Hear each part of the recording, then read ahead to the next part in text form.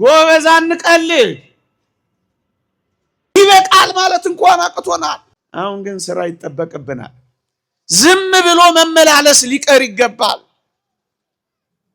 የውሸት ኑሮ መቅረት አለበት። የታረመ መልካም ጸባያችን ይመለሳ። ሰው መውደዳችን ይመለሳ። መተቃቀፋችን ይመለሳ። መጎራረሳችን ይመለሳ። መገፋፋታችን አይደለም መተቃቀፋችን ይመለሳ። ዋዛ ፈዛዛ ሊቀር ይገባል። ወገኔ ለመጽናኛ ብቻ እንድትቀመጥ ነው የምትፈልገው ወይስ ህይወት እየሰጠህ መቀጠል ነው የምትፈልገው? እስከዛሬ የሚያጋድሉን የመርዝ ቅስቀሳዎች፣ የሰጣ ገባ ትንኮሳዎች ካልተማሩ ሰዎች ነው አይደለም፣ ተማርን ከሚሉ ሰዎች ነው። ወጣት የሌላት ቤተክርስቲያን አትቀጥልም ጎበዝ። እድሜም በሽታም የዚህ ዓለም ክፉ ሴራም ብዙዎችን ይገላል።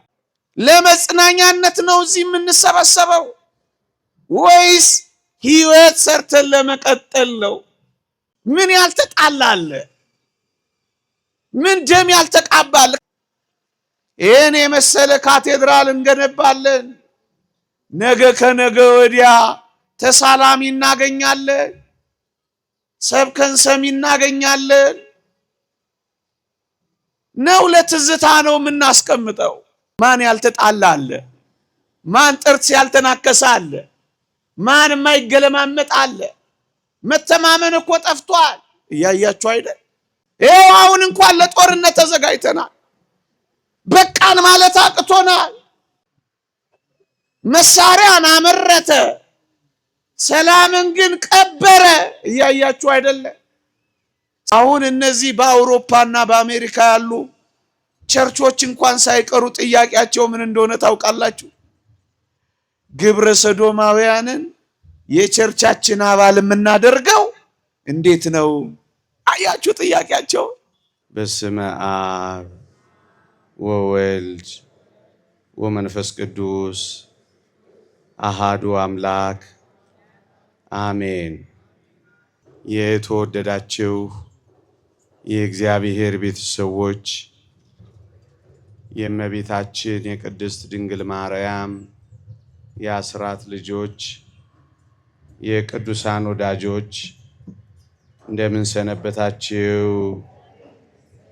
እንደምን አላችሁ? አሜን።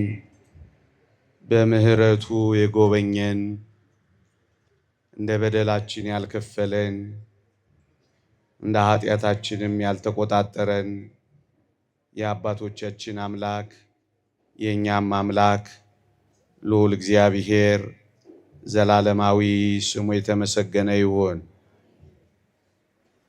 ለቀደምት አበው ለነቢያት፣ ለቅዱሳን ሐዋርያት፣ ለሐዋርያውያን አበው ለሊቃውንት የገለጸውን ጥበብና ምስጢር ለሁላችንም ይግለጽልን።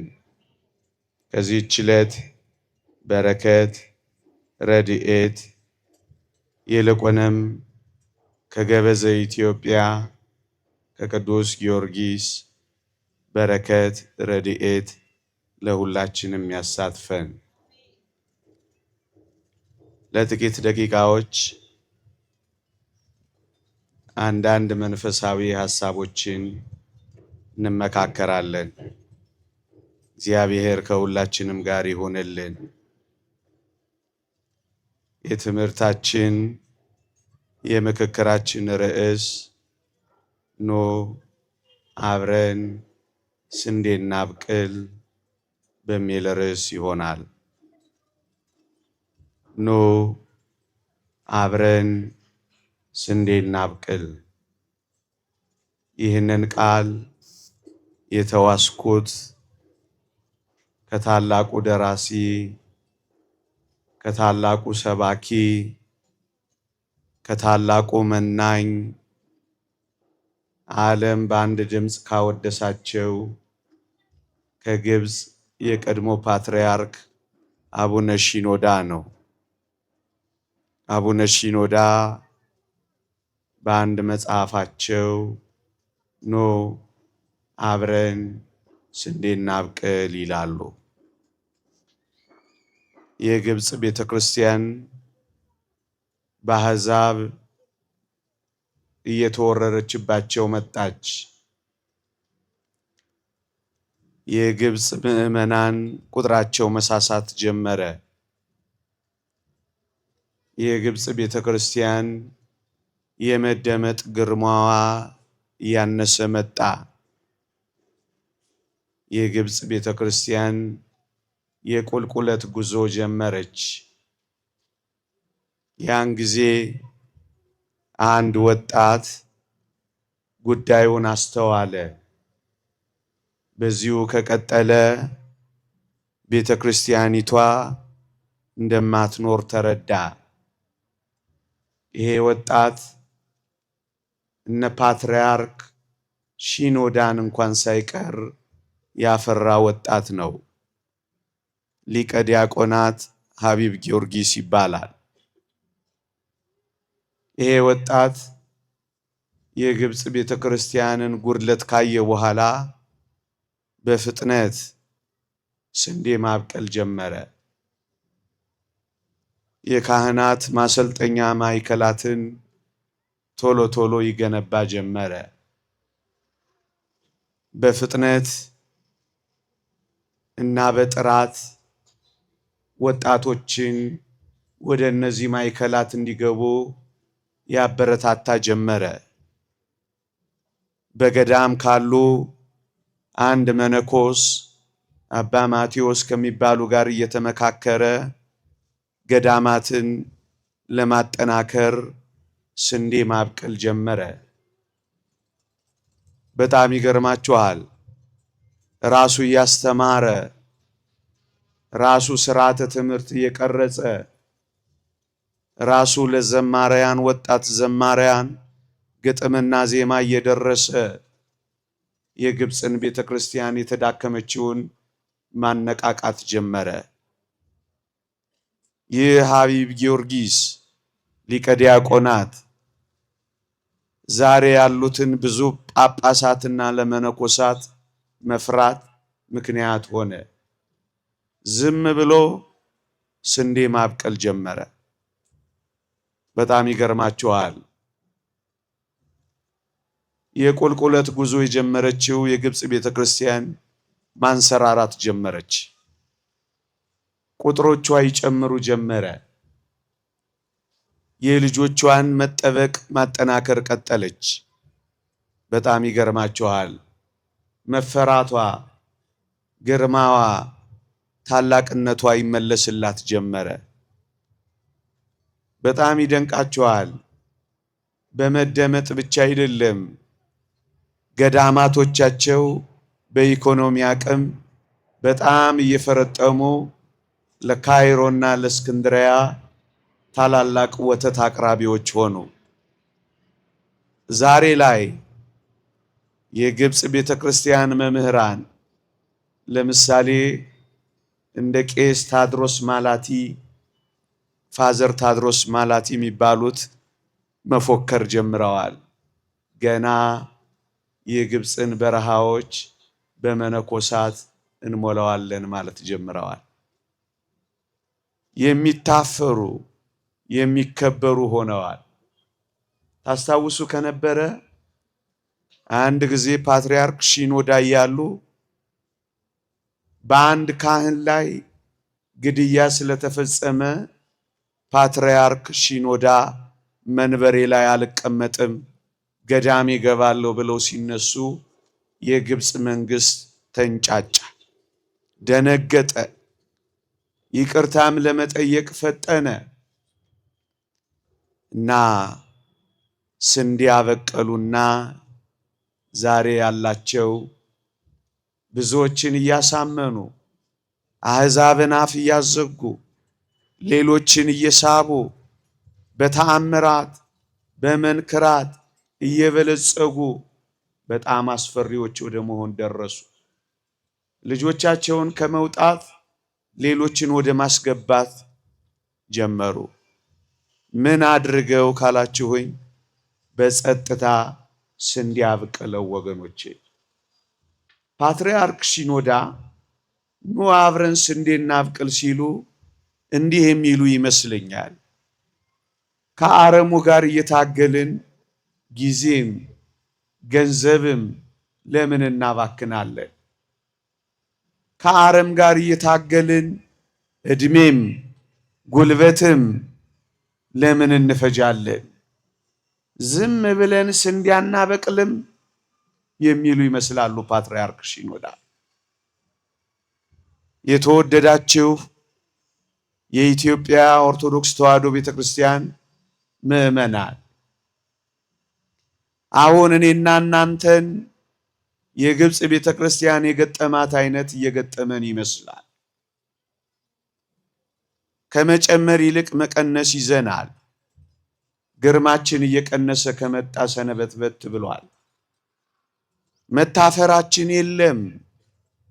ካህናቶቻችን በዚህም በዚያም ይሰዋሉ። ልጆቻችን እኛ ጋር ከመምጣት ይልቅ የናይት ክለብ አድማቂዎች እየሆኑብን ነው። ኖ አብረን ስንዴ እናብቅል። ቅድም ስላልኳችሁ ስንዴ አብቃይ ሊቀ ዲያቆናት ሀቢብ ጊዮርጊስ ፓትርያርክ ሲኖዳ የሰጡት አስተያየት እንዴት ይጣፍጣል መሰላችሁ? ፓትርያርክ ሲኖዳ ስለ ስንዴ አብቃዩ ቅድም ስለነገርኳችሁ ሀቢብ ጊዮርጊስ እንዲህ ሲሉ ተደመጡ። ምን አሉ?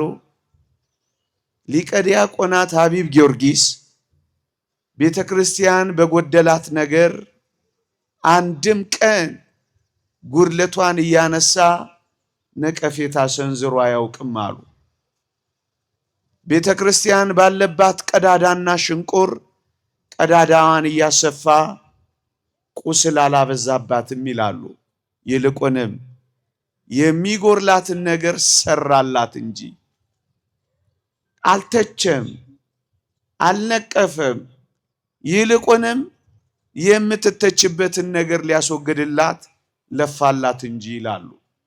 የተወደዳችሁ ክርስቲያኖች ዝም ብለው ስንዴ አበቀሉ በጸጥታ እዩ። አረሙና እንክርዳዱ ሊበዛ ይችላል። እኛ ግን በርትተን ስንዴ ማብቀል ላይ ከተዋጥን ምዕመናን በቀስታ አረሙን እንጠዋለን። ስንዴውን ካበዛን እንክርዳዱ መሳሳቱ አይቀርም ወገኖቼ።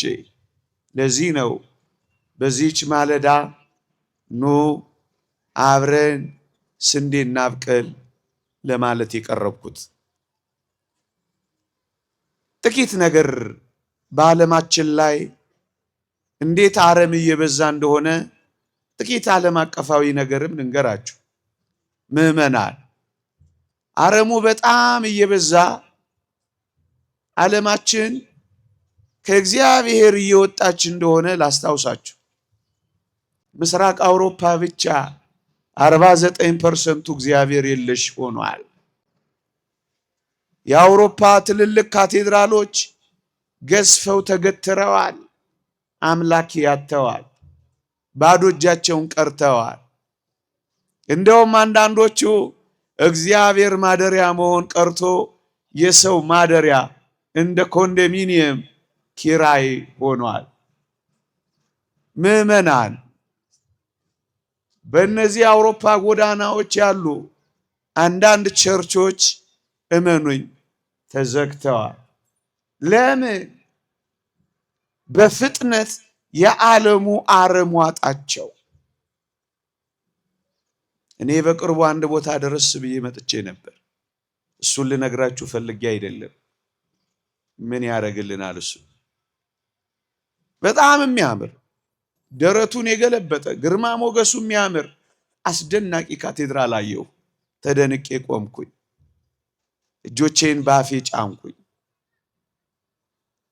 እና አብራኝ የነበረች አንዲት እህት ደስ ይላል ያምራል አይደል አለችኝ። አዎ ምን ያደርጋል መምህር፣ ውስጡ እኮ ባዶ ነው፣ አምልኮ የለበትም አለችኝ። ደነገጥኩኝ። እንደዚህ የሚያምረው? አዎ የተቀበለው የለም፣ ባዶ ነው አለች። ምን ነው አልኳት። ይሄንን ማወቅ ከፈለክ ከአርብ ምሽት እስከ እሁድ ምሽት በእነዚህ ጎዳናዎች ላይ ሰውን ተመልከተው አለች።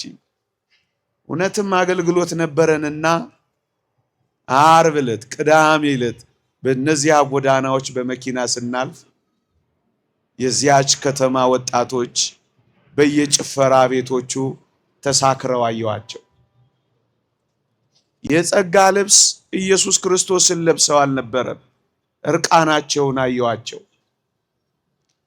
በመቅደሳቸው ዕጣን እያጨሱ አልነበረም፣ በሲጋራ ጭስ ታጥነው አየዋቸው። ስጋውንና ደሙን ሲቀበሉ አልነበረም፣ ወይን እያጋጩ ቮድካ ጠጥተው እርቃናቸውን ወጥተው ሰክረው አየዋቸው። መልሱን መለሰችልኝ ልጅቷ። ለካ ወላጆቻቸው ለልጆቻቸው ሃይማኖታቸውን አልሰጧቸው፣ አረሙ በላባቸው። እንደውም አንድ ፈረንጅ ቄስ እኛ የጥር 18 የቅዱስ ጊዮርጊስን በዓል ስናከብር አይኑ ለካ በሰው ተርቧል፣ ለካ ልቡ ሰው ናፍቋል። እኛ በስተን ሲያየን መጣና ከኛ ጋር ይዘምር ጀመር። ምስኪን ሰው የተራበ ቄስ። ምክንያቱ ምንድነው ካላችሁኝ፣ ስንዴ አላበቀሉማ፣ አረሙ ዋጣቸዋ፣ ሲቀልዱ ከረሟ። ምዕመናን ዛሬ በአውሮፓ በአሜሪካ ምዕራባውያን ቸርች ከዘጉ ያንን ቸርች የሚገዙት ወይ ግብፃውያን ወይ ኢትዮጵያውያን ወይ ፍቁራን ኤርትራውያን ናቸው። ኦርቶዶክሶች የሚገዙት ምን ሆኑ? አረሙ ዋጣቸዋ፣ እግዚአብሔር የለሾች ሆኗ። የአይን አምሮት፣ የልብ ምኞት፣ የሰይጣን ማታለል እግዚአብሔርን አስረሳቸዋ። መብላት፣ መጠጣት፣ መዝናናት ብቻ ስራቸው ሆና። ምዕመናን አሁን እነዚህ በአውሮፓና በአሜሪካ ያሉ ቸርቾች እንኳን ሳይቀሩ ጥያቄያቸው ምን እንደሆነ ታውቃላችሁ? ግብረ ሰዶማውያንን የቸርቻችን አባል የምናደርገው እንዴት ነው? አያችሁ ጥያቄያቸው። አያወግዙትም። አንዳንዶቹ አይኮን ይልቁንም እንዴት ወደ ቤተ እግዚአብሔር አባልነት እንክተታቸው? እንዴት ወደ ክርስቶስ ቅርንጫፍነት እናስገባቸው? ተበሏ፣ አረሙ ዋጣቸዋ፣ እንክርዳዱ። ምዕመናን አሁን ላይ ጥያቄያቸው ምን እንደሆነ ታውቃላችሁ? በቅርቡ በአሜሪካን ሀገር የተጻፈ መጽሐፍ አንብቤ ነው። በመጽሐፍ ቅዱስ ላይ ያለውን እግዚአብሔርን ለዚህ ዘመን ላለው ወጣት ብንነግረው እንዴት ይቀበለናል? እናስ መጽሐፍ ቅዱስን እንዴት አድርገን እግዚአብሔርን እንቀንሰው? ህዝቡን ወደ እግዚአብሔር ማድረስ ቢያቅታቸው እግዚአብሔርን እንዴት አድርገን ወደ ህዝቡ እናውርደው ባዮች ሆነዋል። ሌላ ጥያቄያቸው ኢየሱስ ከድንግል ተወልዷል አልተወለደም? መሟገት ይዘዋል።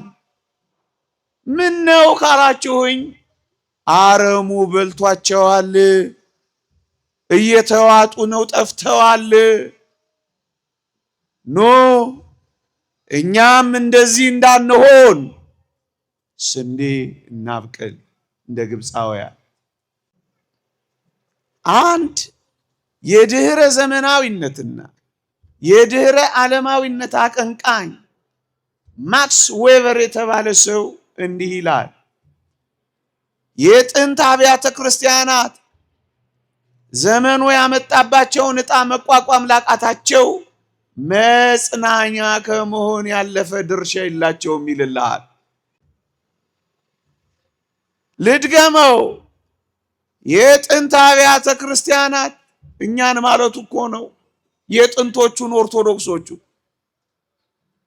ዘመኑ ያመጣባቸውን ዕጣ መቋቋም ስለሚያቅታቸው ከመጽናኛነት ያለፈ ድርሻ አይኖራቸውም ይላል። ወገኔ ለመጽናኛ ብቻ እንድትቀመጥ ነው የምትፈልገው ወይስ ሕይወት እየሰጠህ መቀጠል ነው የምትፈልገው? ይህን የመሰለ ካቴድራል እንገነባለን። ነገ ከነገ ወዲያ ተሳላሚ እናገኛለን፣ ሰብከን ሰሚ እናገኛለን። ነው ለትዝታ ነው የምናስቀምጠው? ወይኔ መቅደሳችን እኮ እዚህ ጋር ነበረ። ወይኔ መስቀል በዓላችን አቤት እንዴት ይደምቅ ነበረ። አቤት የፍልሰታ ትጋታችን፣ አቤት የቁርባን ሰልፋችን። ትዝታ መሆን ነው ወይ የምትፈልጉት? በቃ ጥያቄ ነው። ካህናትም ምዕመናንም ሁላችንም ለመጽናኛነት ነው እዚህ የምንሰበሰበው ወይስ ሕይወት ሰርተን ለመቀጠል ነው?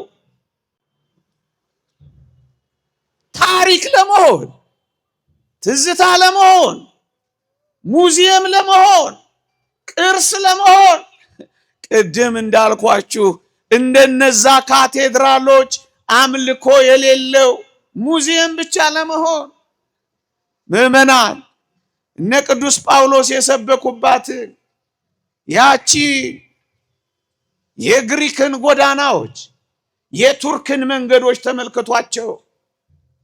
እነዛ ጥንታውያን የክርስቲያን መቅደሶች የሉም። ሃጊያ ሶፊያን ተመልከቷት።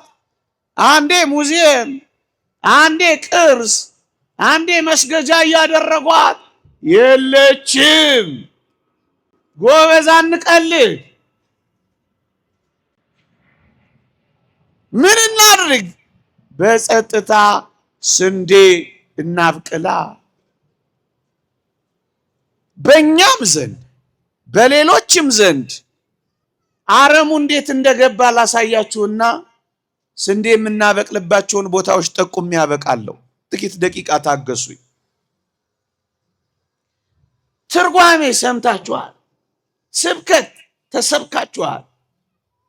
ምስጢር ጠጥታችኋል። ትጋት አላችሁ፣ ደስ ትላላችሁ። አምጡ ስትባሉ ትሰጣላችሁ። እንኳን ገንዘባችሁን ሰውነታችሁን እንኳን ትሰጣላችሁ። አሁን ግን ስራ ይጠበቅብናል። ዝም ብሎ መመላለስ ሊቀር ይገባል። የውሸት ኑሮ መቅረት አለበት። እነዚያ ባዶ የሆኑ የአውሮፓ ካቴድራሎች ምን ነው ምክንያቱ ምንድን ነው ስላት አጭር መልስን የመለሰችልኝ ወላጆቻቸው ለልጆቻቸው ሃይማኖት አልሰጡም ማለች። እደግመዋለሁ፣ ወጣት የሌላት ቤተክርስቲያን አትቀጥልም ጎበዝ። እድሜም በሽታም የዚህ ዓለም ክፉ ሴራም ብዙዎችን ይገላል። ተተኪ ከሌለን ስንዴ ካላበቀል ክርስትና እንዴት ይቀጥላል ጎበዝ? ወንጌል እንዴት ይቀጥላል? በዓል እንዴት ይቀጥላል? ምስጢራተ ቤተ ክርስቲያን እንዴት ይቀጥላሉ? ካህን እንዴት ይገኛል? መቅደስ እንዴት ይከፈታል? ሙጃ እንዲሸት ነው የምትፈልጉት ወይስ ዕጣን እንዲሸት ነው?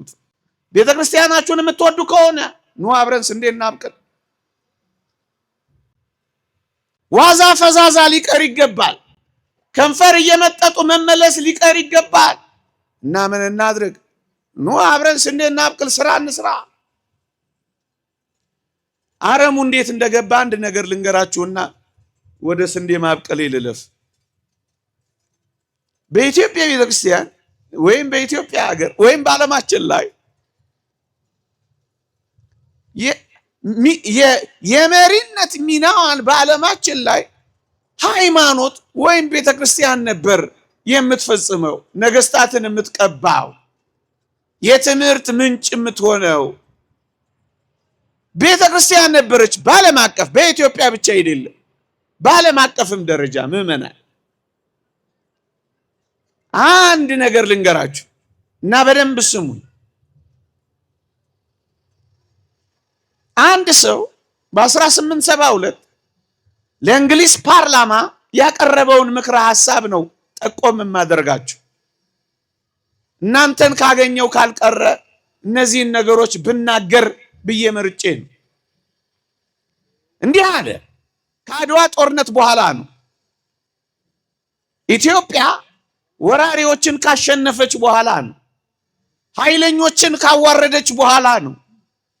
ጨቋኞችን ካንበረከከች በኋላ ነው በአድዋ ድል። ምን ሆነ መሰላችሁ? ፓርላማው ላይ በአፍሪካ ረጃጅም ጎዳናዎች ሄድኩኝ። አንዲት ሀገር ተመለከትኩኝ። በጣም ጨዋዎች ናቸው። የታረመ መልካም ጸባይ ያላቸው። ወንጀል አይሰማም። ስግብግብነት የለም። ነጣቂ የለም። በጣም ጨዋዎች ናቸው። ምን አይነት አስገራሚ ህዝቦች ናቸው አለና እቺ ሀገር ኢትዮጵያ ትባላለች። በእርግጠኝነት እቺን ሀገር ቀኝ መግዛት የምንችል አይመስለኝም አለ።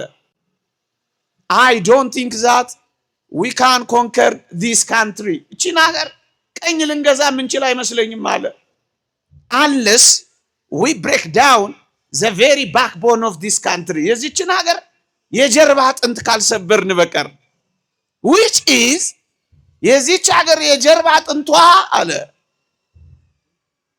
የመንፈሳዊ ትምህርት ቤቶቿ ናቸው። ጨዋነት ያስተማሯቸው፣ አገር መውደድ ያስተማሯቸው፣ ሰው ማክበር ያስተማሯቸው፣ የታረመ መልካም ጸባይ ያስተማሯቸው፣ መተሳሰብ ያስተማሯቸው፣ እነዚህ ለሀገራቸው መዋደቅን ያስተማሯቸው የኢትዮጵያ ቤተክርስቲያን መንፈሳዊ ትምህርት ቤቶቿ ናቸው አለልህ። ስለዚህ ይሄንን ካልሰበርን በቀር እቺን ሀገር ቀኝ መግዛት አንችልም አለላ። ገብቷቸዋል። የሀገሪቷ ጉልበት መንፈሳዊነት እንደሆነ ገብቷቸዋል። ጎበዝ። የአድዋ ጦርነትን የመረጡት አብይ ጾም ላይ እንደነበር ታስታውሳላችሁ። ኢትዮጵያውያን ጿሚዎች ናቸውና ይደክማሉ። ስለዚህ እንጨርሳቸዋለን ብለው እኮ ነው አብይ ጾም ላይ ቅዳሴ እያስቀደሱ እኮ ነው የመጡባቸው። እግዚአብሔር እንደተዋጋላቸው አያውቁ። ኃይሉ እግዚአብሔር እንደሆነ አልተረዱም። ገበዘ ኢትዮጵያ ቅዱስ ጊዮርጊስ በነጭ ፈረስ ኢትዮጵያውያንን ሲራዳ እንደነበር አስተውለዋል። እነሱ በኋላ ግን ምን ልላችሁ ነው? መንፈሳዊ ምንጯን፣ ኃይሏን፣ ትምህርት ቤቶቿን፣ አብነት ትምህርት ቤቶቿን፣ የእውቀት ምንጮቿን፣ የትምህርት መሪነቷን ካልሰበርን በቀር እቺን ሀገር ቀኝ መግዛት አንችልም አሉና በዘመናዊ ትምህርት ስም ቀስ ብለው ገቡና እግዚአብሔርን መፍራትን፣ ልዑልን ማክበርን ያስታጥቅ የነበረውን መንፈሳዊ ትምህርት አባረሩና በምትኩ እግዚአብሔር መፍራት የሌለበት እርስ በርስ መጣላት ምንጭ የሚሆንበት ዘመናዊ ትምህርት ብለው፣ እኔ ዘመናዊ ትምህርትን መኮነኔ አይደለም።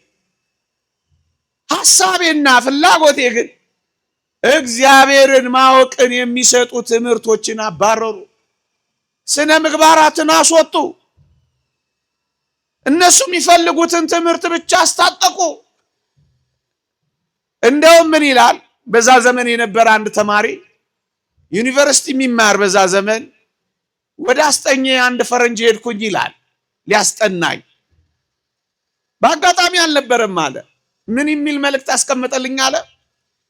ቶሎ መለሳለሁ፣ ሻይና ዳቦ አስቀምጬልሃለሁ፣ እስከመለስ እየበላ ጠብቀኝ ይላል አለ። እኔም እየበላሁ ትንሽ ጠረጴዛዋ ላይ ዞር ዞር ስል አንድ ደብዳቤ ተመለከትኩ ይላል። ደብዳቤው ምን ይል ነበር አለ መሰላችሁ? ይሄ የአይን ምስክር፣ የዛ ዘመን ምስክር የሆነ ኢትዮጵያዊ ያ ፈረንጅ አስተማሪ ለአለቆቹ የጻፈውን ደብዳቤ ያገኘው ይላል። ምን ይላል ደብዳቤው አለ? እመኑኝ በጦር ሜዳ ያላሸነፍናትን አገር በልጆቿ አማካኝነት በዩኒቨርሲቲዎቿ እናፈራርሳታለን የሚል ጽሑፍ ተቀምጧል። ጎበዝ፣ እውነት እንነጋገር ከተባለ እስከ ዛሬ የጸብ ልዩነቶቻችን የተነኮሩት ዩኒቨርሲቲዎቻችን ውስጥ አይመስሏችሁ? ምዕመናን የዘመናት ቁርሾ የወለዱ እስካሁን የሚያጣሉን አንዳንድ ሐውልቶች እኮ እንዳነበብኩት በምርምርና በጥናት ስም የተጻፉ እኮ ነበሩ። እውነት እንነጋገር ከተባለ እስከ ዛሬ የሚያጋድሉን የመርዝ ቅስቀሳዎች፣ የሰጣ ገባ ትንኮሳዎች ካልተማሩ ሰዎች ነው አይደለም፣ ተማርን ከሚሉ ሰዎች ነው። ኃላፊነት ሊገባው ከሚገባው መድረክ የምንሰማው ደስ የማይሰኙ ወሬዎች ከምን የመጡ ናቸው? ተማርን ከሚሉ ሰዎች አይደለምን? ትምህርትና ዕውቀት እሰየው በጎ ነው። መሳሪያን አመረተ፣ ሰላምን ግን ቀበረ። እያያችሁ አይደለ? ስጋዊ ኑሯችንን አቀለለ፣ እሰየው። ነፍሳችንን ግን አክብዶብን የለ? ምዕመናን እኔ ዕውቀትን ትምህርት ማግኘትን እየኮነንኩ እየጠላሁ አይደለም።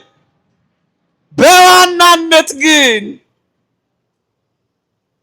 እዚያ ውስጥ ተሸነፍን እና በእናንተ መካከል በኢትዮጵያ እንኳን ማን ያልተጣላ አለ? ማን ጥርስ ያልተናከሰ አለ? ማን የማይገለማመጥ አለ? መተማመን እኮ ጠፍቷል። እያያችሁ አይደል? ልዘርዝር ብል ምን ታውቁት የለ? ምን ያልተጣላ አለ? ምን ደም ያልተቃባል? ከምን መጣ ይሄ?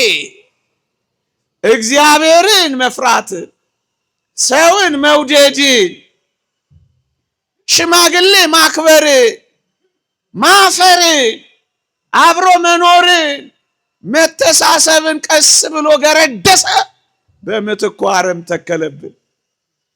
አንድ ፕሮፌሰር እኔ ዝም ብዬ እያልኩ እንዳልሆነ እንድታውቁ የአንድ ፕሮፌሰር ቃል አንብብላችሁ እዚህ ጋር ምን ይላል?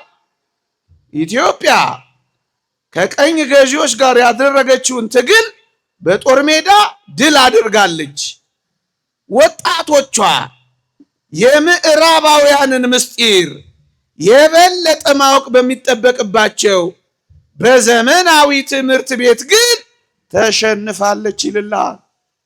ይህ የታወቀ ኢትዮጵያዊ ፕሮፌሰር ነው የሚለው። በጦር ሜዳ ድል ያደረገች ኢትዮጵያ በልጆቹ አማካኝነት የልዩነት፣ የጸብ፣ የመነካከስ፣ የመጠላላት፣ የመቆራቆዝ ታሪክ ያዘች። ይኸው አሁን እንኳን ለጦርነት ተዘጋጅተናል። በቃን ማለት አቅቶናል። አብረን የሚያኖረን ምድር አለን። ይበቃል ማለት እንኳን አቅቶናል። ተሸነፍን። እውነት እንነጋገር ከተባለ እንዳገኘነው ትምህርት፣ እንደገባን ዕውቀት ሌብነት ተወድሶ ታማኝነት ሊኮስስ ይገባ ነበር።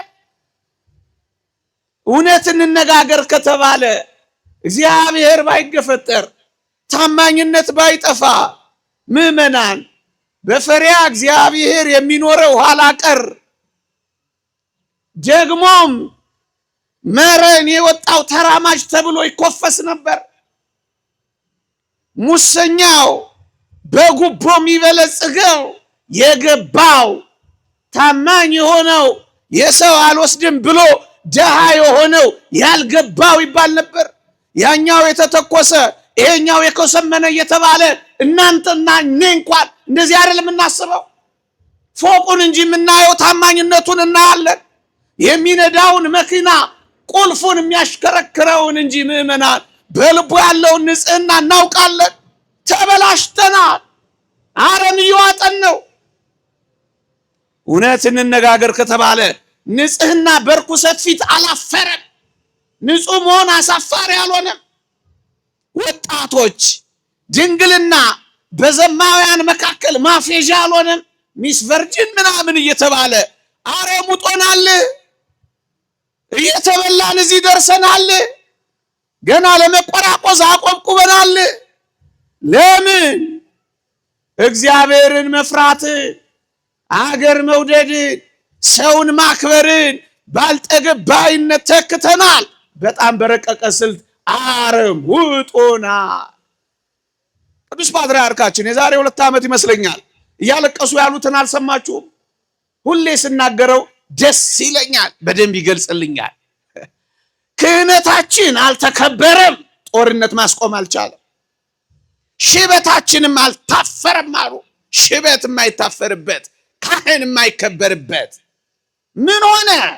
መንፈሳዊውን ነገር አባረረ ያለ አረም እየዋጠን እንክርዳድ እየበዛብን፣ ታዲያ ምን እናድርግ? ኑ አብረን ስንዴ እናብቅላ። ስንዴ እንሁና። ምን አይነት ስንዴ? የተወደዳችሁ ኦርቶዶክሳውያን፣ የዚህን ዓለም ትምህርት መማር ግሩም ነው። የሚበልጠውን እግዚአብሔርን መፍራት ማወቅ ግን ተወዳዳሪ፣ ተፎካካሪ፣ ተነጻጻሪ የሌለው ምስጢር ነው። ዓለምን ብታውቁ ትንሽ ነገር ታውቃላችሁ። እግዚአብሔርን ብታውቁ ግን ሁሉን ነገር ታውቃላችሁ። እግዚአብሔርን በማወቅ ስንዴ እንሁና ሁላችን። የጥበብ መጀመሪያ እግዚአብሔርን መፍራት ነው።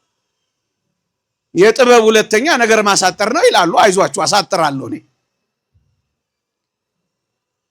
እግዚአብሔርን የሚፈራ ስንዴ ካልተከል በቀር ምን እንሆናለን? ምዕመናን፣ እግዚአብሔርን የሚያውቁ እግዚአብሔርን የሚፈሩ በፈሪሃ እግዚአብሔር የሚኖሩ በጥበብ እግዚአብሔር የሚመሩ እግዚአብሔርን የሚያስቀድሙ ስንዴዎችን እናብቅላ። በዓለም ርዕዮተ ዓለም የሚመሩ አይደለም። የዓለም እውቀት፣ የዓለም ርዕዮተ ዓለም ትምህርት መሰረቱ ምን እንደሆነ ልንገራችሁ። የዝግመተ ለውጥ ኢቮሉሽኒስት ቲዮሪ ምን እንደሚል ታውቃላችሁ? ሰው በእውነትና በምልአት ነፃ ሊባል የሚችለው ራሱን ከሰው ሁሉ ሲያስቀድም ነው ይልልሃል። የዚህ ዓለምን ርዕዮት እኮ ነው የምነግርህ አንብቤ። ምን ከሰው ሁሉ ቅደም። ሰው በእውነትና በምልአት ነፃ ሊባል የሚችለው ራሱን ከሰው ሁሉ ሲያስቀድም ነው ይልሃል። ለዚህ ነው ዓለምን የቀድም እየተባላች ያለችው። እመነኝ፣ ዓለም የተመሰረተችው በዚህ እውቀት ላይ ነው። ምን በሚለው? ራስን አስቀድም። ራስን ለማስቀደም ስትል ሌላውን ትጠልፋለህ። በቃ በአንዳንዶች መቃብር ላይ ራስን ማኖር ትጀምራለህ። ስማቸው እንደዚህ ሲሉ ትሰማለህ። ውሸቴን ከሆነ ለምንድን ነው ይሄ ሁሉ መጋደል? ራስን ለማስቀደም ነው። ሳንጋደል እኮ አብረን መኖር እንችላለን። ግንስ ቅደም። የዝግመተ ለውጥ ኢቮሉሽን ቲዮሪ ራስን አስቀድም፣ ራስን ቅደም። ቅደመው፣ አሸንፈው፣ አንኮታኩተው፣ ስበረው። እንደዚህ ነው የሚለው። ለምን ካልከኝ የተማረው ይሄንን ነው። በአእምሮ የተጠቀጠቀው ይሄንን ነው። ምዕመናን፣ እኛስ ስንዴ እንዴት እናብቅል ካላችሁኝ በጌታችን በመድኃኒታችን በኢየሱስ ክርስቶስ ዘንድ የነበረ ይህ ሐሳብ በእናንተም ዘንድ ይኑር። የትኛው? ባልንጀራ ካንተ ይልቅ እንዲሻል በትህትና ቁጠር። ባልንጀራህን አስቀድም። አያችሁ፣ እግዚአብሔራዊው ትምህርት ሕይወት ይሰጣል፣ ሰላም ያደርጋል፣ ያስተሳስባል፣ ያፋቅራል። አንተ ቅደም፣ አንተ ትብስ፣ አንቺ ትብሽ። እንደሱን የኖሩት አባቶቻችን ፍርድ ሲፈልጉ እንኳን ገዳይና የሟች ቤተሰብ አብረው ታስረው የሄዱ እንደነበር ታውቃለህ። ቁራኛዬ ሲባል አልሰማ? ታማኞች ናቸው። ተጋድለው እንኳን ታማኞች፣ ተጋድለው እንኳን ይቅርታ ተጠያቆች። በሞቴ ስንዴና አብቅላ ምን ሆነን? እግዚአብሔርን በማወቅ እግዚአብሔርን ወደ ማወቅ የበለጠ በመቅረብ እግዚአብሔርን ማወቅ ሁሉን ማወቅ ነው። ምዕመናን፣ የሚያንስ እንዳይመስላችሁ፣ የሚበልጥ ነው፣ የሚያሸንፍ ነው። እግዚአብሔርን ማወቅን ማን ሊገዳደረው ይችላል? ኑ ስንዴ እንሁና። እግዚአብሔርን በማወቅ እግዚአብሔርን በመፍራት ጨዋ የታረመ መልካም ጸባያችን ይመለሳ። ሰው መውደዳችን ይመለሳ። መተቃቀፋችን ይመለሳ። መጎራረሳችን ይመለሳ። መገፋፋታችን አይደለም መተቃቀፋችን ይመለሳ። የዚህን የዓለሙን ርዕዮተ ዓለም በእግዚአብሔር ሐሳብ እንተካዋ። በዓለም አምሮት፣ በዓይን አምሮት፣ በዓለም ምኞት፣ በሰይጣን መታለል፣ በዓለማዊ የጥፋት ዕውቀት እንውጣ። ፊዚክስ ማጥናት ጥሩ ነው ምዕመናን። ከፊዚክስ በላይ ግን ክርስቲያን መሆን ይበልጣል። ወጣቶች ስሙኝ፣ ፊዚክስ ጥሩ ነው። ስለ ቡያንት ፎርስና ስለ ዲስፕሌስመንት ሊያስተምር ይችላል።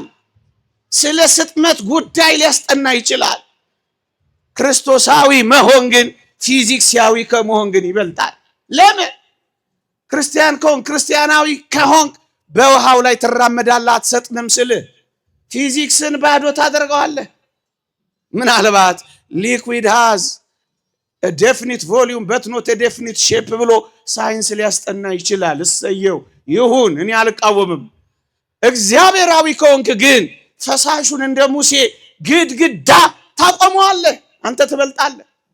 የምንበልጥ ሆነን ሳለን የምናንስ ሆነን እኮ ምእመናን፣ ኃያላን ስንሆን ደካሞች ሆን የእግዚአብሔር ጸጋ ማደሪያዎች መሆን ካለመቻላችን የተነሳ ያለፈ ያገደመው ሁሉ የማይሆን ነገር ጫነብን። በቃ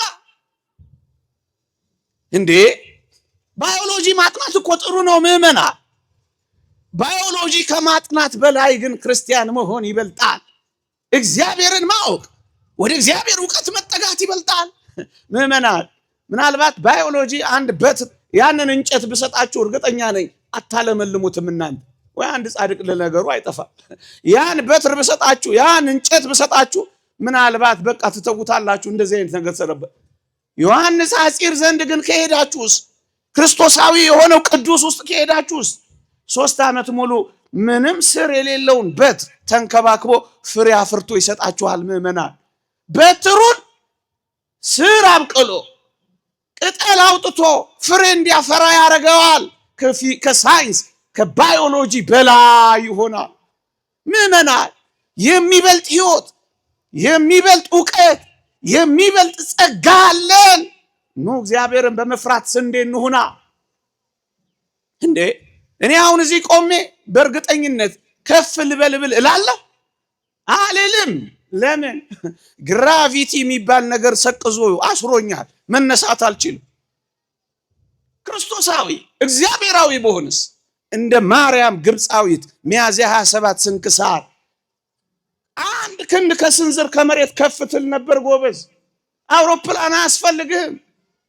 ተረት አይደለም የማወራው፣ እኔ ስለ እግዚአብሔር ነው የምናገረው። ዞሲማስ የሚባል አባት ዮርዳኖስ በረሃ ከወደቁ ሰዎች አንድ ሰው ማግኘት ይፈልግ ነበር። አንዲት ሴት ተገኘች፣ ማርያም ግብፃዊት ትባላለች። ኢየሩሳሌም ሄዳ መስቀል ከሚሳለሙ ጋር አብራ ሄደችና አንዱን ሴተኛ አዳ ስጋዋን እየቸረቸረች የምትኖር ሴት ነበረች። አንዱን ወንድ ባገባ አንዱን ወንድ ባወጣ ብላ አስባ ስራዋን ሁሉም ከሚገቡት መስቀል ሊሳለሙ ልግባ ስትል የሆነ ነገር ይገፋታል። ልለፍ ስትል የሆነ ነገር ይገፋታል። ልለፍ ስትል ያባርራታል። ማለፍ አልቻለችም 3 ጊዜ። ያኔ ገባች። ሁሉም እየገቡ እሷ ያልገባችበት ምክንያት ገባት። ከዛስ ስቅ ብላ አለቀሰች። የእመቤታችን ቤተክርስቲያን ነበረች እዛ አጠገብ ይላል ታሪኩ። ሌሎቹ እንደገቡት ካስገባኸኝ፣ ሌሎቹ እንደቀመሱት ካቀመስከኝ፣ ሌሎቹን እንደተቀበልክ ከተቀበልከኝ ዮርዳኖስ በረሃ ወድቄ አመልክሃለሁኝ ብላ ተሳለች። እኔና እናንተ እንዴት ሆነን የገባ ነው ምእመናን? ምንኛ ቸር ነው መድኃኒታችን እኛን ያስገባል። ማን እዚህ ቆም ነበር ጎበዝ? ማን እዚህ ቆሞ ይናገር ነበር ጎበዝ? የቸርነቱን ስፋት አታደንቁም? እኛን ሁሉ መቀበሉ፣ ደካሞቹን እኛን መቀበሉን፣ ኃጢአተኞቹን እኛን መቀበሉን፣ አንዳንድ ግፈኞችን እንኳን ሳይቀር መቀበሉን፣ አለማባረሩን፣ ፀሐይ ማውጣቱን፣ ዝናብ መስጠቱን፣ ንፋስ ማውጣቱን አይደንቃችሁም? ምን ቸር ነው እኛን የተቀበለን አምላክ። ዮርዳኖስ በረሃ ሄደች፣ 40 ዓመት ሙሉ ተጋደለች ወገኔ። ያ ቁንጅናዋ እስኪጠፋ፣ ያ ውበቷ እስኪጠወልግ። እንዲህ ይላል ታሪኳ፣ ሰውነቷ እሳት የለበለበው ይመስል ነበር ይላል። እሳት የለበለበው ያ ውበት፣ ያ ሽቶ የሚነሰነስበት ሰውነት፣ ልብሷ አለቀ። ዮርዳኖስ በረሃ እግዚአብሔር የገባቸው ሰዎች ዓለምን ይተዋሉ እኮ። እኛ እኮ ዘፈኑ፣ መዝሙሩ፣ የተጣበቀ ልብሱ አልተዋልን እኮ። እኛ አልገባናል። ጾም ይጾማል፣ ያው ምን ላይ ይደርሳል? መቼ ነው ልባችን የሚለወጠው? መቼ ነው ከክፉ ነገር የምንርቀው? መቼ ነው ስለ ክርስቶስ ፍቅር ይሄን ዓለም የምንንቀው? መቼ? እዛምያው እዚህምያው። መቼ ነው ጭምቶች የምንሆነው? መቼ ነው በአንድ ትዳር የምንጸናው? መቼ ነው ዝሙት የምንተው? ተወች። በአንድ ጊዜ ገባታ። የተደረገላት የገባት ሴት በረረች፣ መነነች። መጨረሻ ላይ አንድ ቀን ዞሲማስ የሚባል አባት ካህን ነው፣ እዛ ዮርዳኖስ አካባቢ ይኖራል። እንደው ከአባቶቼ አንዱን አገናኝተኝ ብታስባርከኝ እያለ እግዚአብሔርን ይለምናል። የሆነ ነገር ውልብ አለበት። አንድ ቀን ተከተለው፣ ከአባቶቼ አንዱን አገኘው ብሎ ተከተለው። የሆነ ዋሻ ውስጥ ገባበት። ዋሻው አጠገብ ቆመና አባቴ ሆይ እባክህ ባርከኝ፣ ለብዙ ዘመናት ስጠብቅህ ነበር፣ እባክህ ባርከኝ እያለ መለመን ጀመረ። አንድ የሴት ድምፅ ሰማ።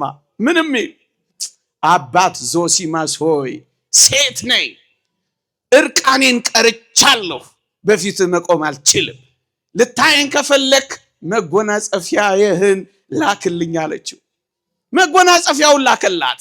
ለብሳ ስትወጣ ተንደርድሮ ሄዶ እግሯ ላይ ተደፋ። ባርኪኝ አላት። ዞሲማስ ብላ ጠራችው። የታወቀችው እግዚአብሔርን ካወቀች ዞሲማስ የሚል ስም ይጠፋታል። ዓለምን ሁሉ ታውቃለህ፣ ሁሉን ትመረምራለህ። ደነገጠ። ስሙን ስትጠራው ምንም አታውቀው።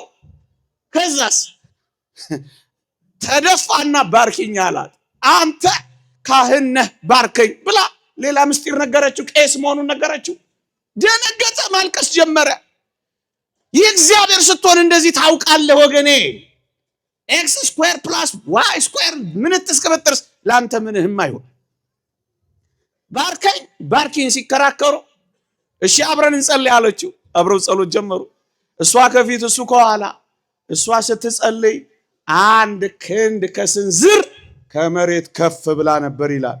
ግራቪቲ የለ፣ ማስ ታይምስ ግራቪቲ፣ ሳይንቴታ የለ፣ ኮስቴታ የለ፣ ፊዚክስ የለ። ከፍ ትበልጣለህ ስልህ ከዚህ ዓለም እውቀት የሚበልጥ። ደነገጠና ያያታል ጸሎቱን ትቶ። አቤት ክርስትና፣ አቤት ሃይማኖታችን፣ ያልተጠቀምንበት ጸጋችን፣ ያጋንንት መጫወቻ የሆነው ማንነታችን እንዴት ያስጨንቃል ምእመናን። ከፊዚክስ በላይ ቁልቁል የሚወርደውን ውሃ ሽቅብ ያወጡት ጻድቁ ተክለ ሃይማኖት ማስ ታይምስ ግራቪቲ ሳይንቴታ ነው ኮስቴታ የሚለውን የፊዚክስ ህግ እኮ ነው የቀየሩት። ምናልባት አስትሮኖመር ምናምን ሆነ ስለ ፀሐይ ስለ ከዋክብት ማጥናት ጥሩ ነው፣ ሰየው። እኔ እሱን አልኮንንም። ክርስቲያን ከሆንክ እግዚአብሔራዊ ከሆንክ ግን ወይ እንደ ሙሴ ወይ እንደ ዜና ማርቆስ ፀሐይን ከመጥለቋ ታዘገያታለህ። በፀሐይ ላይ እንኳን ስልጣን አለ፣ በተፈጥሮ ላይ ስልጣን አለ። እንኳን በተፈጥሮ ላይ በራሳችን ላይ እንኳን ስልጣን አጣ። ይሄው ቢምቢ እንኳን እንዳይበላን ባዝሊን እየተለቀለቅን አይደል እንደምናድረው። አንበሳ መች ይበላቸው ነበር? ያን አይኑ የተያዘውን በጸሎትና በእንባ የደነዘዘውን ያን አባት ታሪክ አልሰማችሁ? ሩቅ መንገድ ሲሄድ መሸበት፣ አራዊት ወጡበት። ምን እንዳደረገ ታውቃላችሁ?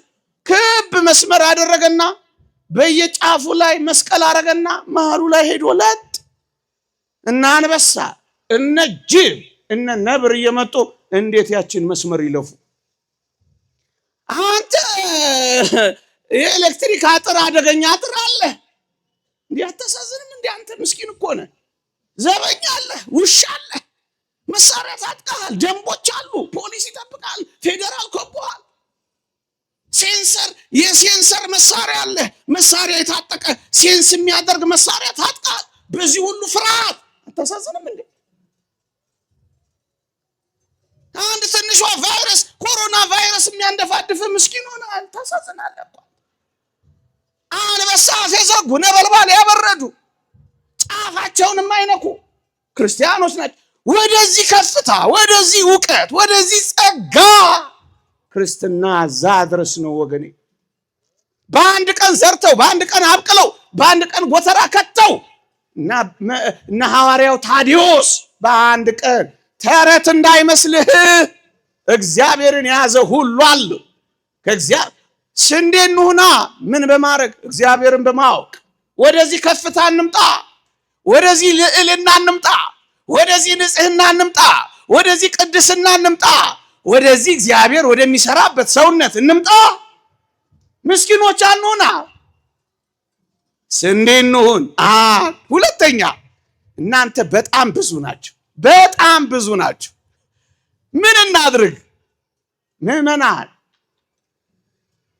ቅድም የነገርኳችሁ ሊቀ ዲያቆናት ሀቢብ ጊዮርጊስ የግብፅን ቤተክርስቲያን ባለ ግርማ ያደረጋት ምን አድርጎ ነው አልኳችሁ? የካህናት ማሰልጠኛዎችን ገንብቶ ነው አላልኳችሁ? አዎ የካህናት ማሰልጠኛዎችን ጨከን ብለን እንገንባ። ሰንበት ትምህርት ቤቶቻችንን እናጠናክራ። ልጆቻችሁን ለእግዚአብሔር ቤት ለሰንበት ትምህርት ቤት ስጧ። እዛ ለጌም፣ እዛ ለቴሌቪዥን፣ እዛ ለኳስ፣ እዛ ለልብ አንጠልጣይ ፊልም፣ እዛ ለናይት ክለብ አትጣሏቸዋ። ልጆቻችሁን አምጡና እዚህ እግዚአብሔር ጋር ስጡ። እግዚአብሔር አደራ ሰጥቷችኋል ልጆቻችሁን። እናንተ ደግሞ ለእግዚአብሔር አምጥታችሁ አደራ ስጧ። እግዚአብሔር ያሳድግላችኋል። እናንተ ሞግዚቱ ኗ። አይናቸውን አታደንዝዙት በፊልም፣ ጉልበታቸውን አታፍዝዙት በፊልም በጌም። ይሄን የጀርባ አጥንታቸውን አትስበሩት በስልክ። ዝም እንዲሉ ብላችሁ ስልክ እየሰጣችሁ ለዘላለም ዝም አታሰኟቸው። ለዘላለም በሽተኛ እያረጋችኋቸው ነው ልጆቻችሁ። ብዙ የኦቲዝም በሽተኞች አታምርቱ። ትጋት የሌላቸው፣ ቁጭት የሌላቸው፣ እልህ የሌላቸው ማደንዘዣዎች ላይ አትቀመጡ። እናንተም ስንዴ ሁኗ። ስልካቸውን ስክሮል የሚያደርጉ ወጣቶች ሳይሆኑ እጆቻቸውን ወደ እግዚአብሔር የሚዘረጉ ስንዴዎችን እናብቅላ። የካህናት ማሰልጠኛዎችን፣ የሰንበት ትምህርት ቤቶችን እናጠና። ቤተ ክርስቲያናችሁን ከወደዳችሁ ኑ ስራ ስሩ፣ ስንዴ አብቅሉ። ብዙ የስልጠና ማዕከላት እኮ የሉንም። በአቦ ሰጥ እኮ ነው የምንመራው። የመሪነት ስልጠና መስጫዎች የሉንም። እውነት እንነጋገር ከተባለ ኑ እናንተ አገልግሏ፣ ስንዴ አብቅሏ። ገንዘባችሁን በሚገባ ቦታ አስቀምጡታ። እውቀት ያላችሁ በእውቀታችሁ፣ ጉልበት ያላችሁ በጉልበታችሁ፣ ሀብት ያላችሁ በሀብታችሁ፣ ጸሎት ያላችሁ በጸሎታችሁ፣ ፍቅር ያላችሁ በፍቅራችሁ ኑ ስንዴ እናብቅላ። ኑ አብረን ስንዴ እናብቅል። ወዳጄ ይሄን ብቻ አይደለም። አንድ ምርጥ ነገር ጠቁሜ ያልፋለሁ፣ ነገሬን ጠቀልላለሁ። እየሰማችሁኝ ነው? ባትሰሙኝም እኔ ይሄን ተናግሬ አርፋለሁ። ለመጨረሻ ጊዜ ተናገር ብባል ይሄን ትምህርት ነው ማስተምረው። በኋላ ትሞታለህ ከተባልኩ የምናገረው ይሄንን። ኖ አብረን ስንዴ እናብቅል። ተረት እንዳንሆን፣ ትዝታ እንዳንሆን፣ ሙዚየም እንዳንሆን፣ መጽናኛ ብቻ እንዳንሆን፣ ማፌዣ እንዳንሆን፣ ክርስትና እንዲቀጥል፣ መቁረብ እንዲቀጥል፣ በዓል እንዲቀጥል፣ ሃይማኖት እንዲቀጥል፣ እግዚአብሔር እንዲቀጥል ኑ አብረን ስንዴ እናብቅላ። ተወዳድሰን ተሞጋግሰን መሄድ እናብቃ። የምን እሱ ዘላለም ነጠላ ለባሽ ላይ መፎከር ነው። ወደ ስራ እንምጣ፣ ወደ ተግባር ይቀየራ። ክሌር ቻምበር የተባለ አንድ ሰው እንዲህ ብሎ ተናገረ። መጻኢውን ዘመን ለመቆጣጠር ይላል ውጊያው መሆን ያለበት ከህዝብ ትምህርት ቤቶች ነው ይላል። ልብ በሉ፣ መጻኢውን ዘመን የምንቆጣጠረው ውጊያችንን የህዝብ ትምህርት ቤቶች ውስጥ አድርገን ነው ይላል። መማሪያ ክፍል መሆን ያለበት እንደሚሆነውም የድሮና የአዲሱ መጋጫ መድረክ ነው ይልልሃል። የህዝብ ትምህርት ቤቶችን የምናደርገው መጋጫ ነው አለ። የሚጋጩት እነማን ናቸው? የድሮውና ያሁኑ አለ። የድሮ ምንድነው ሲባል ይናገራል። እየበሰበሰ ያለው የክርስትና ሬሳ ከክፋቶቹና ከመከራዎቹ ጋር ከሰባዊነት አዲሱ እምነታችን ጋር እናጋጭበታለን ይላል። የት? የህዝብ ትምህርት ቤት። የሚጋጩት የክርስትናና አዲሱ የሰባዊነት እምነት ይላል። አዲስ እምነት ይፈበርካል። የሴጣኒዝሙ የዚህ የአዲሱ ዓለም ስርዓት ኒው ወርልድ ኦርደር የሚባለው የራሱ ሃይማኖት ያመጣል። በኋላ ከሱ ጋር እናጋጭባቸዋለን። የት? የህዝብ ትምህርት ቤቶች ውስጥ። ውጊያው መማሪያ ክፍል። ጎበዝ፣ እዛ አረም የሚያበቅሉ ከሆነ፣ እዛ እንክርዳድ የሚያበቅሉ ከሆነ፣ እዛ ክርስትናን የሚያወግዙ ከሆነ፣ እዛ ክርስትናን የሚያስጠሉ ከሆነ፣ አንተ ገንዘብ ያለህ፣ አንተ እውቀት ያለህ፣ አንተ ፍቅር ያለህ ሰብሰብ ብለን የህዝብ ትምህርት ቤቶች እየከፈትንኛ እግዚአብሔርን መፍራትን የምናስተምርበት፣ ጨዋነት የምንነግርበት፣ የታረመ ጸባይ የምናበቅልበት ትምህርት ቤቶች አንከፍትም። በቃ ሆቴል ብቻ በቃ ግሮሰሪ ብቻ። ምንድነው የምናደርገው ክርስቲያኖች? በቃ እንዲሁ መጨፈሪያ ቤት እንደከፈት እንዲሁ በቃ ገንዘብን እያጠራቀምክ እያየኸው በቃ እንዲሁ ልትሰናበት ነው። ታቅፈው ልጆችን ሀብት ብቻ ለማውረስ ነው ወይስ እግዚአብሔርን መፍራትን በንጹህ ትምህርት ቤቶች ለመስጠት አስባል? ኑ አብረን ትምህርት ቤቶች እንክፈት። ምን እንደሚማሩ ምን እንደማይማሩ የምታውቅበት ትምህርት ቤት አይሻለ? ዘርዝረ ንገረኝ ብትሉ ነግራችሁ ነበር። ምን ያደርጋል? ሁሉ አይነገር፣ ሁሉ አይዘከር። አልነቃልኛ። ይልቅኑና ከቤተ ክርስቲያን ጋር ሆናችሁ ጥሩ ጥሩ ትምህርት ቤትን በመክፈት ስንዴ አብቅሏ። ኑ መጻኢውን ዘመን እንዳንሸነፍ ስንዴ በማብቀል እንትጋ። ቻል አርጋችሁ ኑ አብረን ስንዴ እናብቅል። ሁለተኛ ስንዴ የምናበቅልበትን ቦታ ልንገራችሁና ነገሬን እቋጫለሁ። ሁለተኛ ስንዴ የምናበቅለው የት መሰላችሁ? ኤሪክ ቤሊስ የተባለች አንዲት የዚሁ የሰይጣናዊት ማህበር ሴት በ18ኛው መቶ ክፍለ ዘመን እንዲህ ብላ ነበር። ክርስትና በዋናነት ከትውልድ ወደ ትውልድ የሚተላለፈው በቤተሰብ በኩል ነውና የቀድሞን ክርስትና ለማጥፋት አሁን ያለውን ቤተሰባዊ መዋቅር ማጥቃት አለብን ትላለች። ዘመቻው ቤተሰባዊ መዋቅር፣ ይሄ ፌሚኒዝም፣ ይሄ ግብረ ሰዶማዊነት፣ ይሄ ስልቱ ነው። ዋናው ሐሳቡ ግን ምንድነው? ቤተሰብን በማጥቃት ክርስትናን ማቋረጥ። አንተ ለልጅ የምትነግረው አንተ ሃይማኖተኛ ስትሆን ነው። ቤተሰብ ከደከመ ግን ክርስትና ሊነግረው አይደለም፣ ራሱን ማቆየት እንኳን አይችልም። የፈረሱ ቤተሰቦች እንዳይኖሩ፣ የተጎሳቆሉ ባለትዳሮች እንዳይኖሩ፣ የተተዉ ልጆች እንዳይኖሩ፣ ያልተረጋጋ ማህበረሰብ እንዳይኖር ኑ አብረን ቤተሰብን ስንዴ እናብቅል። የቤተሰብ ስንዴ ይብቀላ። ምን ማለት ነው ይሄን ካላችሁኝ? የጋብቻን ዓላማ ይሄውም ጽድቅ መሆኑን የተረዱ ስንዴዎችን እናብቅላ። ጽድቅ መሆኑን የተረዱ። የጋብቻ ዓላማ ጽድቅ ነው ጎበዝ፣ አቧራ ማጨስ አይደለም። ጨስ አቧራው ማጨስ አይደለም፣ ጽድቅ ነው። ለምን አገባ? ለጽድቅ። ለምን እጮኛ ትይዛለህ? ለጽድቅ። በዝሙት ተወግተህ እንዳትሞት ጽድቅን እንድታፈራ ነው። ስለ ዝሙት ጠንቅ ለእያንዳንዱ ለራሱ ሚስት ትኑረው፣ ለእያንዳንዲቱ ለራሷ ባል ይኑራት ይላል። ጽድቅ ነው ዓላማው፣ በዝሙት እንዳንጠፋ የጽድቅ መንገድ ነው። ስለዚህ ጽድቅን ዓላማ አድርገን እንድንኖር የተሰጠንን ጸጋ የሚረዱ ስንዴዎች እናብቅላ። ስንዴ ሁና፣ ስንዴ ሁን። የጽድቅ መንገድ እንደሆነ ተረዳውና ተንከባከበው። ስንዴ ሁን። ይሄን ጽድቅ ሊያስቀር የሚችል ፈተና ሲመጣ የሚታገሱ ስንዴዎች፣ እቺ ጆሮ አየችኝ ብለው ትዳራቸውን ማይፈቱ ታጋሾች፣ ቃል ኪዳናቸውን የሚያስቡ ስንዴዎች፣ አንዳቸው ለአንዳቸው የሚኖሩ ስንዴዎች፣ አንዳቸው ለአንዳቸው ወደብ እንጂ ወጀብ የማይሆኑ ስንዴዎች፣ ችግሮችን በውይይት የሚፈቱ እንጂ ትዳራቸውን የማይፈቱ ስንዴዎች፣ መደባበቅን በግልጽነት የሚተኩ ስንዴዎች፣ ትዳራቸውን የሐሳብ መስጫ የማያደርጉ ስንዴዎች፣ ስለ ቬሎ ሳይሆን ስለ ጽድቅ ልብሳቸው ስለ ኢየሱስ ክርስቶስ የሚያስቡ ስንዴዎች እናብቅላ። ትዳር በማክበር ስንዴ እንሁና። መረን የወጣ የዝሙት ሕይወት እንዳይኖረን በመጠበቅ ስንዴ እንሁና። በአንድ ሚስት በአንድ ባል በመጽናት ስንዴ እንሁና። በቃ ስንዴ እንሁና። አንተ የቤተ ክርስቲያንን መጠበቅ ከፈለግ ስንዴ ሁን።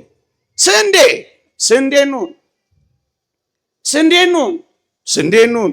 በልጆችና በወላጆች መካከል ያለውን ተግባቦት የሚጠብቁ፣ ልጆቻቸውን የሚንከባከቡ፣ ጊዜያቸውን ቤተሰባቸው ላይ የሚያጠፉ ስንዴዎች እንሁና። ወዳጄ ጠዋት በሌሊት ስራ፣ ማታ ስራ፣ እሑድ ስራ፣ ቢዚ ልጆችን የማይንከባከቡ፣ ቴሌቪዥን ላይ የሚያሳልፉ፣ ቢራ ስር ተቀምጠው ልጆቻቸውን አባከና ማይሉ ብዙ ወላጆች እመኑኝ አረም ከማብቀል አይለይም። ስንዴ ለማብቀል ልጆችን እወቃቸው፣ ሽታቸውን እወቅ፣ አውራቸው፣ ፀጉራቸውን አሻሻቸው፣ አብረ ጊዜ አሳልፍ። ልትለውጠው በማትችለው የቴሌቪዥን ቻናል እየቀያየርክ ህይወትን አታበላሸው። በማትለውጠው አረም አትታገል። ይልቅስ ልጅህን ስንዴ አድርገህ አብቅለው። አንተን ይፈልግሃል ልጅህ። አብረውን ስማው፣ እግዚአብሔር መፍራት አሳየው። መንገድ መሄድ እንዴት እንደሆነ እጆቹን ይዘህ ምራው። ወደ ቤተክርስቲያን ውሰደው፣ አብሮ ያስቀድስ፣ አብሮ ይጸልይ፣ አብራችሁ ጸልዩ፣ በርከክ በሉ። ቴሌቪዥኑንም ፊልሙንም ወሬውንም ዝጉትና እናንተ ሰብሰብ ብላችሁ አውሩ። ያ ልጅ ታስታውሳለህ? ነግሬያችሁ ከሆነ አላውቅም፣ አባቱን አይቶት አያውቅም። ልጅ ተኝቶ አባት ይወጣል፣ ልጅ ተኝቶ አባት ይገባል። አይቶት አያውቅም። መጨረሻ ላይ ልጁ አንድ ጥያቄ ጠየቃሉ። ምን አለው? አባዬ አቤት፣ ለመሆኑ ስንት ብር ነው የሚከፈልህ አሉ። ይሄን ያህል በቀን። ይሄን ያህል? አዎ። ትንሽ ቀን ቆየና አባዬ አቤት፣ ይሄን ያህል ብር እንድታበድረኝ እፈልግሃለሁ። ለምን? አባት ግዴ ለማበድ እኮ። ለምን? በምታበድረኝ ብር እኔ ላንተ ከፍልህና አንተ ያን ቀን ከኔ ጋር ትውላለህ አለዋ። ናፍቋላ። ከማን እንዲማሩ ትፈልጋላችሁ ልጆች? ከእግዚአብሔር፣ ከቤተ ክርስቲያን፣ ከእናንተ እንዴ? የት አሉ ልጆች? በሐሽሽ እንዳይጎዱባችሁ፣ አይምሮአቸው እንዳይደነዝዝ አትታደጓቸውም። አሁን ከፈረሱ በኋላ የምን መከራ መብላት፣ ከጠፉ በኋላ የምን መንከራተት ነው። ጣሪ ብቻ አይደለም፣ ሰው አክባሪ፣ ሀገር ወዳጅ፣ ሰው ፈሪ፣ እግዚአብሔርን ፈሪ እንዲሆኑ አትፈልጉም። ስለዚህ ኑ አብረን ስንዴ እናብቀል። ምን በመሆን መልካም የታረበ ጸባይ ያሳያችሁ። ቤታችሁ ንግግራችሁን መልካም አርጉታ። ትንሽ ብትጋጩም ይቅርታ ቶሎ አድርጓ። መቼም ሰዎች ናችሁ፣ የሆነ ነገር ሊፈጠር ይችላል፣ ግን ቶሎ ይቅር ተባባሉ። ደግ ነገር እግዚአብሔርን መምሰል ለቤተሰቦቻቸው አስቀድመው ያሳዩ ይላል እግዚአብሔር ቃል። እግዚአብሔርን መምሰልን አሳዩአቸው። እዛ ሊባኖስ ውስጥ የነበረውን የእርስ በርስ ጦርነት አላያችሁ? የእርስ በርስ ጦርነት ነበር። ተጫረሱ እርስ በርስ። ሕፃናቶቹ በአይናቸው ይሄን ያዩ ነበር። መጨረሻ ላይ ምን ሆነ መሰላችሁ? እርቅ ወርዶ ሰላም ወርዶ እቤት እዛ ሀገራቸው ሰላም ከሆነ በኋላ ትምህርት ቤት ተከፈተና ሕፃናቱ ወደ ትምህርት ቤት ገቡ። ስዕል ሳሉ ተባሉ። ከዛ ስዕል ሲስሉ ምዕመናን ጨርሻለሁ። ስዕል ሲስሉ ምን ሆነ መሰላችሁ? አንደኛዋ የመጀመሪያዋ ተማሪ አባቷ ሞቶ እያለቀሰች ፀጉሯ ተንጨብርሮ ሳለች። ደነገጠች መምህርቷ። እንዴት እንደዚህ ልትስል ቻለች ብላ ያየችውና ወደ ሁለተኛው ተማሪ ስትሄድ መኪና ላይ የተጠመደ መሳሪያ ደግኖ አየች። አዘነች መምህርቷ። ሶስተኛው ሕፃን ጋር ስትሄድ ከነዚያ ከሁለቱ በተለየ አናናስ ስሏል። ይሄ ልጅ እንዴት ከሌሎቹ በተለየ አናናስ ሊስል ቻለ አለችና ቀስ ብላ ጠየቀችው። ማሙሽ እንዴት አናናስ ሳልክ አለችው። ማሙሽ ምን ብሎ መለሰ አሉ? አናናስ እኮ አይደለም ቲቸር፣ አቶሚክ ቦምብ ነው አይላት መሰላችሁ? ያየውና ወዳጆቼ፣ ወላጆች አቶሚክ ቦምብ ነው አናናስ ነው ቤታችሁ ያለው። ስንዴ አብቅሏ፣ ስንዴ ዝሯ። ነገ የሕፃናት ዓለም ነው። ስለዚህ ይህቺን ደገኛ ኢትዮጵያ በፍቅር የሚቀበሉ ቤተክርስቲያንን የሚረከቡ ልጆች የቤታችሁ ስሯ። ተውት፣ ይህን ተከታታይ ተንጠላጣይ አንጠላጣይ ፊልሞችን ተው፣ ወሬውን ተውት። ልጆቻችሁ ላይ አተኩሩ። ሰው ስሩ፣ ግድ የላችሁ። መጨረሻ በአንዲት መስመር ብቻ የምነግራችሁ እቺ ቤተክርስቲያን፣ እቺ ክርስትና፣ እቺ ሃይማኖት የምትቀጥለው ምን ሲሆን እንደሆነ ታውቃላችሁ? ካህናትን የደገፍን እንደሆነ ብቻ፣ የካህናትን አኗኗር ያጸናን እንደሆነ ብቻ። መቅደሱ ካልተከፈተ፣ ቅዳሴ ካልተቀደሰ፣ ምስጢራቴ ቤተክርስቲያን ካልተፈጸመ፣ ቁርባኑ የለም፣ ጥምቀቱ የለም፣ ክርስትናው የለም፣ እመኑኝ ሰባኪውም የለም። ሃይማኖት እንዲቀጥል ከፈለጋችሁ ካህናትንና አገልጋዮችን በመርዳት ስንዴ አብቅሏ፣ ኑሯቸው እንዲሻሻል አድርጓ። ምዕመናን አሁን ተራ ስጋዊ ነገር ማወራ እንዳይመስላችሁ አይደለም። ይኸውልህ የተራበ ሰው ሰማዕት ካልሆነ በቀር ስለ ሃይማኖቱ ለማሰብ ይቸግረዋል። ምን እያልኳችሁ ነው? የእግዚአብሔርን ቃል የሚነግሯችሁን እርዱ። የእግዚአብሔር ቃል ነው የሚናገረው። ዕብራውያን ምዕራፍ 13 ቁጥር 7 ኑሯቸውን ደጉሙ። ምን እንድናገኝ? ጥሩ ዲያቆን፣ የተረጋጋ ካህን፣ ጨዋ ካህን እንድናገኝ። ይኸው ጀመራችሁ አይደለም? ሰብሰብ ብላችሁ ንስሐ አባታችሁን ሚስቶቻቸውን አግዙ፣ ዲያቆናቱን ዳሩ፣ ኳሉ፣ እንዳይራቡ እንዳይጠሙብን፣ ይህን አገልግሎት እንዳይተውብን፣ ሌላ የተሻለ ዓለም አለ ብለው እንዳይታለሉብን፣ በረሃብ ምክንያት እንዳይዘጋብን፣ በችግር ምክንያት እንዳይጎልብን። ምዕመናን የህንድ እናቶች ናቸው ሩዝ እየቀቀሉ ካህናቶቹን ያኖሩ ሲባል ሰምቻለሁ። እመኑኝ፣ የሚተካ ዲያቆን የሚኖረው እዚህ ያሉ ዲያቆናት ኑሯቸው የተረጋጋ፣ አለበለዚያ ሰማዕት እስኪሆኑ ድረስ መጠበቅ ነው። ቅዱስ ጳውሎስ መንፈሳዊ ነገር የዘራንላችሁ ከእናንተ ስጋዊ ነገር ብናጭድ ትልቅ ነገር ነውን ይላል። መንግስተ ሰማያት ለሚያስገባ ካህን በቤት ኪራይ ሲንገላታ አያሳዝንህም? ቁርባን የሚያቆርብ ቄስ የሚሸምተው ጤፍ ሲያጣ አያሳዝንህም? አንተ ደመቀ ለብሰ እሱ ያደፈ ሲለብስ ሌላው ሰው ደስ የሚለው ይመስላል፣ ወደዚህ ህይወት የሚገባ ይመስላል። ሚካ የሚባል ሰው መጽሐፈ መሳፍንት ምዕራፍ 17 ተመልከቱት። እኔም ካህኑን ሌዋዊውን አልኩት ይላል፣ የዓመት ልብስህን የቀን ጉርስህን እችልሃለሁ፣ በቤቴም ተቀመጥ አልኩት ይላል። ምዕመና ካህናትን ዲያቆናትን ካላገዝናቸው እንዴት መቅደሳችን ይቀጥላል? ጎበዝ ኑሯቸውን ደግፍ። ሙሴ እጆቹን ዘርግቶ በዚያ ተራራ ላይ ኢያሱ እየተዋጋ ነበረ። ሙሴ እጆቹ ዛሉ፣ ከባድ ነበርና ያወርዳል 10 ያወርዳል፣ እስራኤል ይሸንፋሉ። አሮንና ሆር ምን እንዳደረጉ ታውቃለህ?